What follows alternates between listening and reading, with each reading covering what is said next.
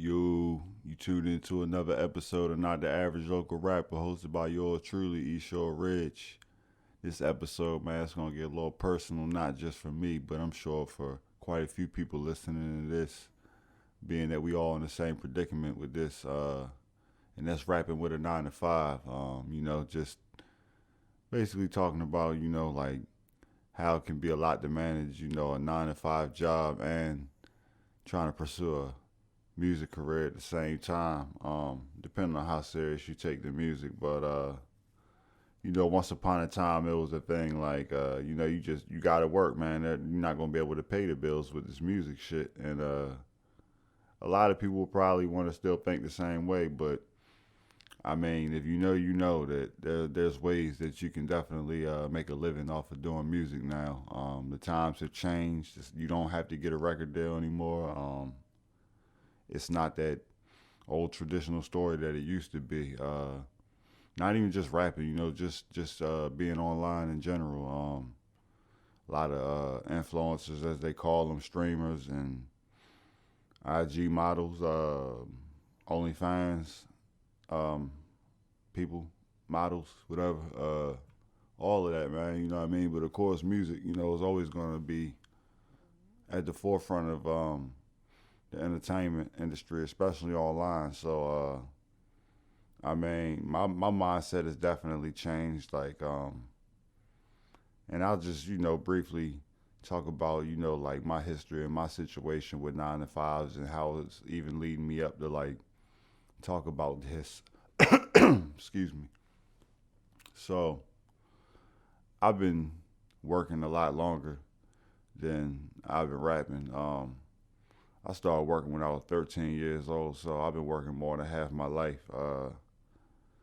I started cleaning offices with my mom. Like that wasn't like a legal job, but I would go with her every weekend. We would travel around and clean different office buildings and shit. And she would pay me out of what she was making with that for helping her and shit. And then when I became the legal age to work, 14, that's when I started busting tables and shit. And ever since then, that's just kind of been like all I've known is just, like get a job, to take care of what you got to take care of. Like, my mom instilled that work ethic in us, my sister and I. And that's just how it's always been with us. Like, my whole family, we just knowing to go out there and work and do what we got to do. All different types of jobs. Like, but, in most recent years, like, as if you follow me or listen to my music or just know anything about me, you would know that I've been a forklift operator like for probably about, I say, the past 10 years, going strong. Maybe a little less than that because I did have another, line of work that I was into before that. But I would say, probably about the past at least 8, 9 years, I've been a forklift operator. So with that, that's kind of like a pretty secure job path. Now, if you watch my most recent interview on the history of hip hop with JJ, shout out to him and his podcast and radio show. Make sure you go check that out. I talked about my situation where my most recent job that I had for a long time for 7 years. I worked there. I had a good rapport with the company. Everything was good. About I say about 2 or 3 years ago, the company that I worked for a few years prior. I mean, it was still the same company, but it was bought out by a bigger corporate company, and they just kind of like monopolized the whole operation and lied to all the employees. And the next thing you know, like most of us are currently out of a job, and the ones that still work there probably won't have much longer because the way they just kind of took over everything and misled everybody. I'm kind of drifting away from the music thing, but it all kind of goes into what I'm about to say. So I talked about basically, how all these changes were made, and then, long story short, I lose my job in the process. Like not get fired or anything like that. I was just let go because they had to make budget cuts and let a lot of employees go. So I was I was kind of like, one of the first ones on the list. I guess because of my wage and, like out of all the like regular employees and, then you got to think like who's been there the longest because that's who severance is going to be bigger. Like they kind of just had a strategy of how they was letting people go. So I was let go about almost 4 months ago. And I was given a severance, it covered like a couple months worth of bills and shit like that, so I kind of just maintained the way that I had been with the job, taking care of the bills and shit like that. But I had, a bunch of time to work on music, or I could go get another job and, like maintain and then have, a little comfort because, I still was getting a severance. And my original plan was to go right back out there and get another job. I had an interview and was offered a position the day after I got let go from the job I'm talking about. I got offered a position from another job the next day, and I pissed dirty, for THC, and that didn't work out. So from there, I just kind of took it as a sign, like, of course, like it's my wrongdoing that I failed the piss test. But I'm like, man, maybe this is just a sign that it ain't meant for me to go back out there in the workforce right now. So I got things taken care of. I got a little, other bread, set to the side to take care of shit. So, let me just put my focus on, trying to pursue this music real heavy and, hopefully, start the process of being able to generate an income off of it. That'll be somewhat close to what I was making with a 9 to 5, and the way I had it all laid out in my head, and the things I was gonna do and how hard I was gonna work and all that, like it made a lot of sense in my head, and it still do to this day. Like I don't think I've really done anything wrong in the past few months. Besides, just kind of time management, like some of the days where I worked real long with no breaks, I maybe should have took breaks, and not overexerted myself. And, it was times where like I didn't do shit and I'm like, maybe I should have put a few minutes or, an hour or a couple hours into this shit. So, I'm always have, moments where I feel like I should have or could have did things a little better. But for the most part, I'm pretty satisfied with how I've done everything up to this point. But I guess just the reality of the situation is like this can be a slow process. Like depending on how much you got to put into it. So not to get too much into my personal business, but I'll say this much: I live by myself, so all my bills, all my household bills, and all of that shit, that's me. Like once upon a time I had roommates and people I split the bills with, but that's no longer my reality. So all my bills is on me. So I gotta find a way to make a couple $1,000s a month.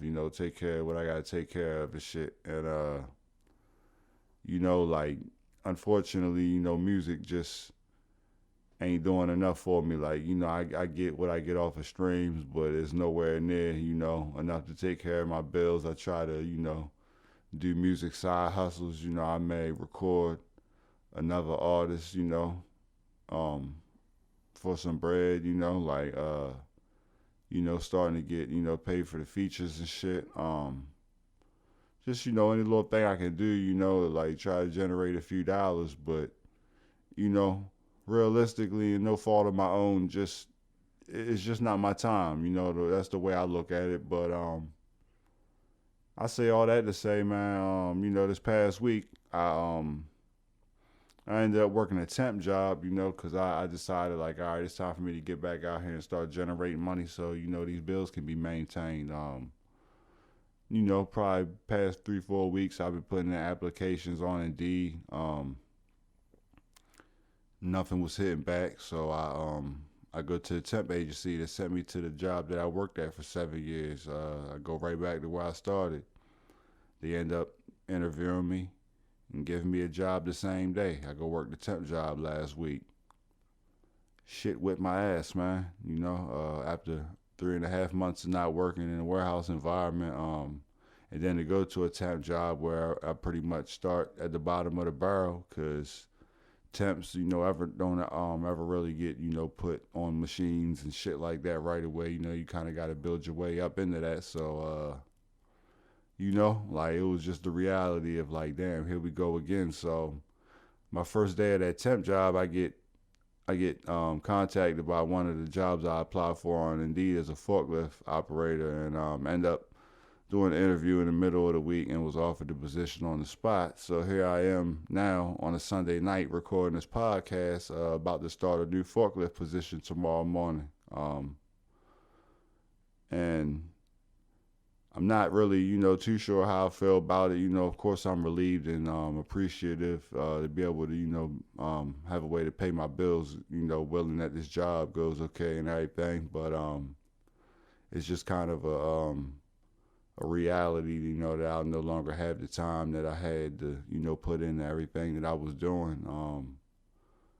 And, yeah, it's just the reality of it. So I kind of, had to break down, why I even got to all of this. And I know, a lot of my supporters that follow me, they know that I recently, wasn't in a 9 to 5. In the 9 to 5 lane as of recently, but as of tomorrow I'll be in it. Excuse if my dog starts barking. I'm recording this in my bedroom and in my man cave, and there be dogs out here. My dog gets to bucking, so he might fuck my podcast up, but hopefully he won't. But back to what I was speaking on. So yeah, that's kind of where I'm at with it, man. And I'll say that where having a 9 to 5 can definitely interfere with what you're trying to do musically, it can also kind of have its pros to it. You can incorporate your 9 to 5 into what you got going on musically, and that's what I really want to talk about. I don't want to make it seem like having a 9 to 5 is such a terrible, detrimental thing to your aspiring music career, because it's not, but it just comes down to time management, utilizing sources, and networking with people just like you would, if you was at a music event. So my last job, the one that I worked at for 7 years, I was pretty quiet in there the first couple months. I didn't really say too much. But it was quite a few people that worked in there, so you get to start chopping it up with people, and it came up, in conversations and dialogues, that I did music. So I started hearing about more people that do music, and it becomes kind of like a little community type thing in there, amongst the artists and shit, man. And since then I've collaborated with some of these artists. To this day, I'm still good friends with, these dudes that do music. Shout out to all of them, man. For the job. If you listen, you already know what it was. So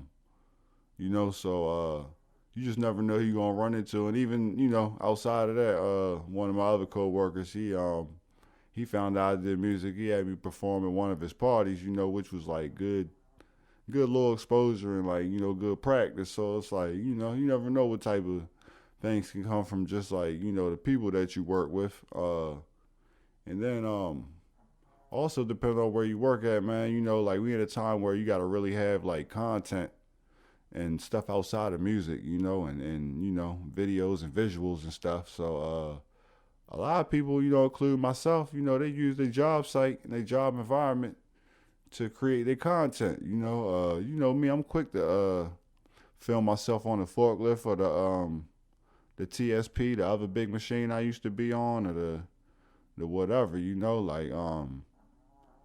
cause like this is shit that a lot of people can relate to at the end of the day, man. People want to be able to look at videos and say, damn, man, I know exactly, how that shit feels, or damn, I wouldn't mind doing something like that, just people want to connect, man. Like I always said, like I never understood the fascination of people being obsessed like with rappers talking about and doing shit that like the average person can't fucking relate to. You know, it's like yeah, it sound cool and it look cool, but how can you connect to it? And sometimes you just want to be able to connect to shit. So I mean, I think using the job like to create music and concepts, because I done made songs about jobs and shit.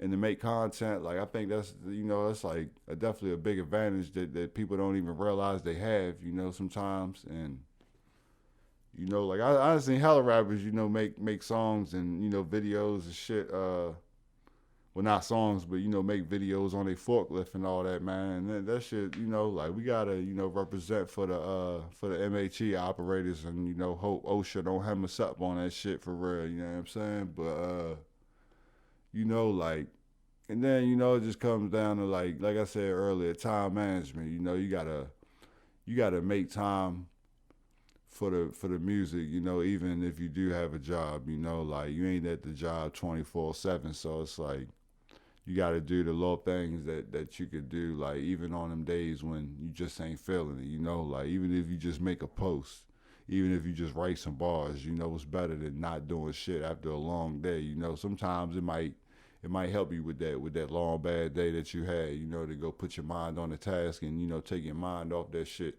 And this shit I gotta tell myself too, so it ain't even something that I can say is always the easy thing for me, because this is pretty much what I've had to tell myself. Hey man, go listen to some beats. Don't think about that dumb shit that happened at work earlier, or think about like what you got to do tomorrow or shit like that. You know what I'm saying? So it's like you gotta make that little bit of time that you do have at home, and then it's like on the weekends, like I got in my mind, like I said, I'm starting a new job tomorrow, and I'm gonna be working 6 days a week. I'm gonna get that OT in, because I'm just trying to build my bread back up, man. Get in a good situation where I can really fund this music and shit, man. And so I'm trying to get in the habit of making like content, like a lot of it at one time, so I can just upload it through the week, while I'm at work, and schedule it all out. Scheduling these posts, man, that's like a really good thing to do, man. I schedule my posts for certain days, certain times, so it's like, damn, even if it slipped my mind, boom, it's already done. Like, all I gotta do is just, know it's already out there, and it's going, do what it do and shit. So, like, and like I said, man, earlier, like, it's ways to, try and make a little bread off the music, having a job, like, on the weekends, I might, like I said, I might record somebody. I get home from work, make me an extra little $25, $50, So, you can, if you're doing an event, or if you're trying to, sell some merch or something, your coworkers might support you, shit like that. So, I mean, I'm gonna try to, like, keep it not much longer, because I definitely did a lot of like talking and summarizing in the beginning, but I guess what I want to say is like, excuse me, you just gotta look at it as like just how music is a big part of your life. Your 9 to 5 is unfortunately sometimes a big part of your life too. So you gotta find a way where you can kind of bring the two together, or kind of use one to fuel the other. You know what I mean? And it can go both ways if you strategize it right. So,